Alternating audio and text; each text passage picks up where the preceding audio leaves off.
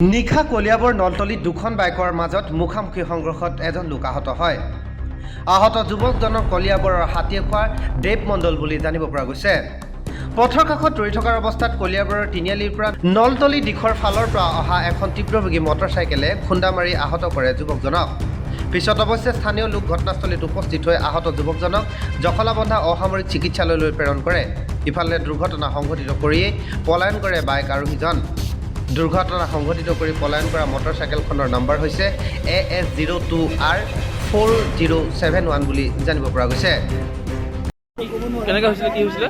আমাৰ ভতিজাই মানে এজন অজয় বুলি কয় ল'ৰা এজন ডাইৰেক্ট খুন্দিয়াইছে। খুন্দিয়াই পেলাই তাক চাব লাগে, সি চোৱা নাই, ডাইৰেক্ট গুচি গ'ল। তাৰপিছত তাৰ লগত আৰু এজন আছিলে, এওঁ গৈ পেলাই চাৰিআলিত ধৰিছে।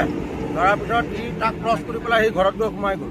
তাক গৈ জনালে, কিন্তু তাৰ সি একো হেৰি লোৱা নাই। কিহে খুন্দিছিলে? এই বাইকে মাৰিলে, ইয়াক মাৰি থৈ গুচি গ'ল। ল'ৰাজনে মদ খাই আহিছিলে। অজয় ক'লে গ'ল? সি ঘৰ গুচি গ'ল। এনেণ্ড ঘৰৰ ওচৰত কি হৈছিলে? আমি শুনি পেলাই আহি ফোন কৰিলোঁ, এনেকৈ হ'ল লগৰ বুলি আহি পেলাই তালৈ বাইকখন লগাই থৈ গুচি গ'ল। এতিয়া ক'লে নিব? এতিয়া জখলাবন্ধা লৈ গৈ আছে। ভৰিখনত দুখ পালে, দুখ পাই মানে ইয়াতে লাগি গুচি গ'ল। অলপ হেৰি হৈছিলে, ৰখিব লাগিছিলে। ভালে ভালে আহক। ভৰি এটা মানে এইটো ভৰি হেৰি হৈছে। কিন্তু এটা কথা,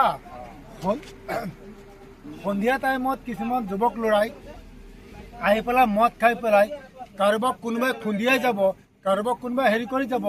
কৰাৰ পিছত যে তেওঁ খবৰ নলয় বা খুন্দিয়া যোৱাৰ পিছত যে একো নকৰে, সেইটো বহুত দুখৰ কথা। আৰু প্ৰশাসনে এই খবৰটো ল'ব লাগে, তদন্ত কৰিব লাগে। খবৰ পাইছে অলৰেডি, অহাই নাই। প্ৰশাসনে যদি খবৰ পাইছে, তেখেত আহিব লাগিছিলে। মোৰ ফালৰ পৰা অনুৰোধ, তেওঁ ক'ব লাগিছিলে যে আহিব, ধৰিব লাগিছিলে যে যোনে খুন্দিয়াইছে সেইটো বিচাৰ কৰিব